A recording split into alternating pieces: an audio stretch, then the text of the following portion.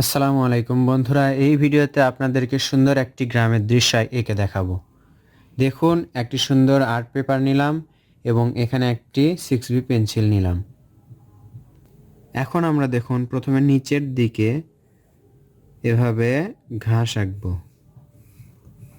এই ঘাস কিন্তু সহজেই আমরা আঁকতে পারবো। দেখুন, যে কোনো পেন্সিল দিয়ে সহজে এভাবে আঁকতে পারবেন আপনারা। ঘাস আঁকার পর আমরা উপর দিকে দেখুন এত দূর পর্যন্ত সোজা একটা দাগ আঁকবো। সোজা দাগটা নিচের দিকে নিয়ে আসবো আমরা। আবার এখান থেকে এভাবে নিচের দিকে আরেকটা সোজা দাগ।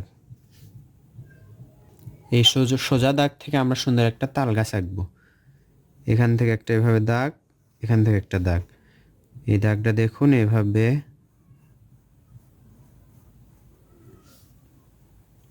এরপর এখান থেকে পাশে একটা দাগ, এখান থেকে আর একটা দাগ। এই দাগটা এভাবে মিলে এটার সাথে লাগবে, আবার এটা এটার সাথে লাগবে। দেখুন সহজেই সুন্দর একটা তাল গাছ হচ্ছে।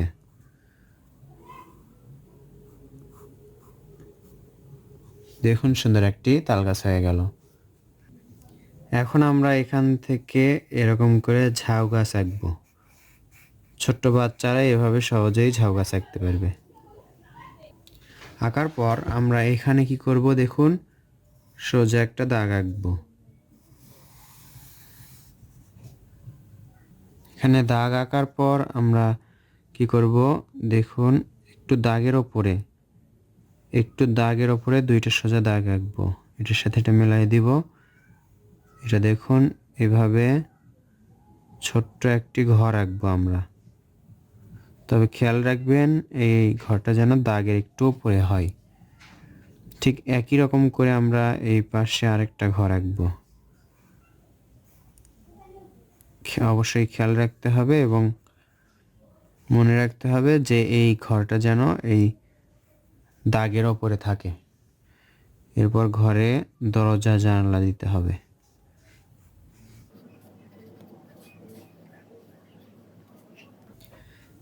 একটা ঘরের পাশে আমরা ফলের পালা আঁকবো। আরেকটা ঘরের উপরে চালার উপরে আমরা এভাবে কলার পাতা আঁকবো।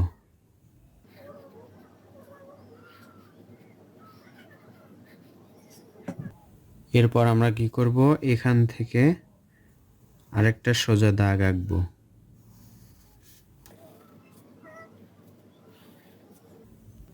এই দাগ দেওয়ার ফলে এই নিচের দাগটা নদীর পার হয়ে গেল। এই নদীর পাড়ের এই দাগটা যদি ডাবল করে দিই তাহলে সুন্দর হবে। দেখুন এখন সুন্দর লাগছে।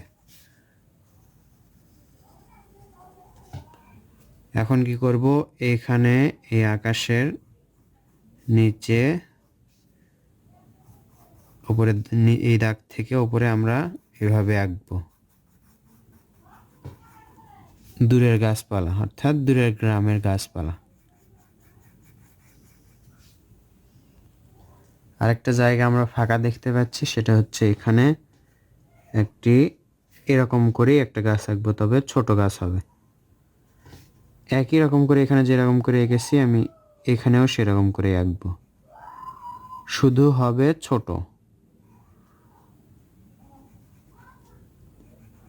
একই রকম গাছ শুধু হবে ছোট।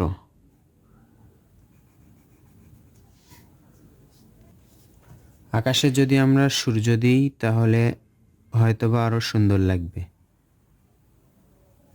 এভাবে সূর্য আঁকলাম, এরপর এভাবে সূর্য রশ্মিগুলো দিব, একটা ছোট একটা বড়। দেখবেন তখন আরেকটু সুন্দর লাগছে।